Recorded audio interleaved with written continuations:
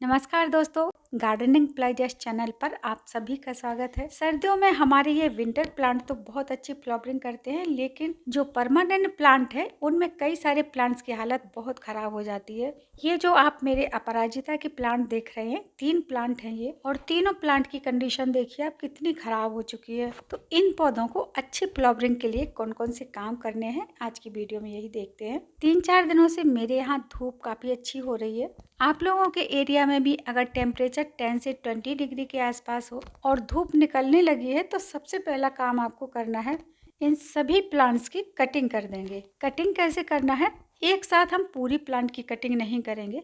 पहले दिन soft pruning करके इस तरह से ऊपर की साइड से थोड़ी थोड़ी कटिंग करके प्लांट को धूप में छोड़ देंगे। अब दूसरा अगला काम क्या करेंगे, आज मैंने इन प्लांट्स को नीचे उतार के रखा है ताकि अच्छे से काम कर सके। अपराजिता के सभी पौधों की हार्ड प्रूनिंग कर देते हैं। ये प्लांट मेरा 5 साल पुराना है, देख सकते हैं आप इसकी स्टेम कितनी मोटी है नीचे से, क्योंकि मैं बीच बीच में इसकी सॉफ्ट प्रूनिंग करती रहती हूँ ताकि ये बेल की तरह ना होके एक पेड़ की तरह दिखे। जब हम अपराजिता को एक पेड़ की तरह बनाते हैं तो ये इतना स्ट्रांग हो जाता है कि विंटर जो इसका डोरमेंसी पीरियड होता है, इसके बाद भी ये अच्छे से सरवाइव कर जाता है। बस समय पर हमें इसके कुछ काम करने होते हैं। अगर इसी प्लांट की कटिंग आप दिसंबर जनवरी में करते तो प्लांट ग्रोथ करने की बजाय खराब भी हो सकता था। इस तरीके से बस 1 फुट के करीब छोड़ के बाकी पूरी कटिंग कर दी है।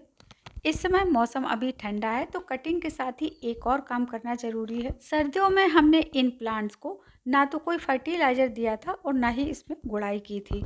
तो अब हम पॉट की मिट्टी के अच्छे से गुड़ाई कर लेंगे। ये देखिए प्लांट के सीड्स जो इन फलियों के अंदर रहते हैं, कुछ फलियां मैं इसी में छोड़ देती हूँ तो अपने आप ही इसके नए प्लांट भी तैयार हो जाते हैं। ये देखिए मुझे पता ही नहीं चला ये सीड से कब बाहर निकल के आ गए। वैसे इस समय आप कटिंग से भी इसके नए प्लांट्स बना सकते हैं। और ये जो खरपतवार है इसको ज़रूर निकाल दें, वरना ये फालतू में पोषण लेती रहेगी। और गुड़ाई करने के बाद 2 इंच तक की मिट्टी को हम गमले से बाहर निकाल लेंगे।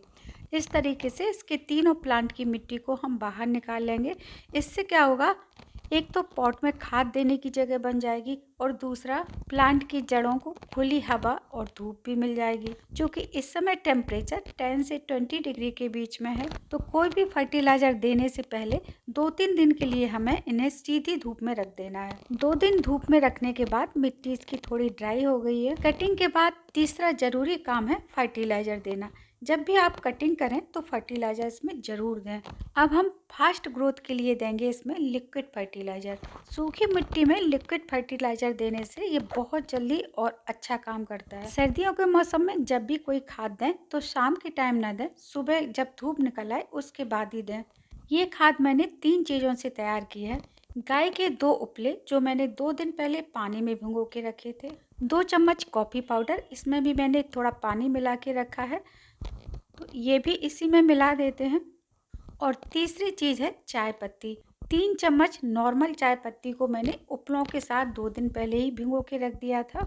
मैं ये 3-4 प्लांट के लिए तैयार कर रही हूँ। अगर आप यूज की हुई चाय की पत्ती डाल रहे हैं तो एक ही प्लांट में 3 चम्मच डाल सकते हैं, लेकिन नॉर्मल पत्ती एक प्लांट के लिए 1 ही चम्मच पर्याप्त होती है। पत्तियों की ग्रोथ के लिए नाइट्रोजन रिच खाद की जरूरत होती है। गाय के गोबर में भी नाइट्रोजन काफ़ी मात्रा में रहता है। अगर आपके पास उपले नहीं हैं तो आप गोबर की पकी हुई खाद या वर्मी कंपोस्ट भी डाल सकते हैं, लेकिन गोबर की खाद अच्छे से पकी हुई होनी चाहिए, कम से कम 1 साल पुरानी ज़रूर हो। अब जितना प्लांट को पानी की ज़रूरत हो उतना आप इसमें पानी और ऐड कर दें। कोई भी ऑर्गेनिक खाद जब हम प्लांट में देते हैं तो थोड़ी बहुत मात्रा कम ज़्यादा हो जाती है, तो इससे कोई प्लांट को नुकसान नहीं होता है। लेकिन अगर आप केमिकल खाद का प्रयोग कर रहे हैं तो आप मात्रा का बहुत ध्यान रखें, वरना प्लांट जल सकते हैं, खराब भी हो सकते हैं। अगली वाटरिंग तभी करें जब मिट्टी थोड़ी ड्राई हो जाए। अब 15 दिन तक कोई भी इसमें खाद नहीं देनी है। इसके आगे का अपडेट मैं आपको दिखाऊंगी और इसके बाद में क्या खाद देनी है वो भी आपको शेयर करूंगी। वीडियो में इम्प्रूवमेंट के लिए आप लोग अपना सजेशन हमें कमेंट में ज़रूर दीजिएगा। Thank you.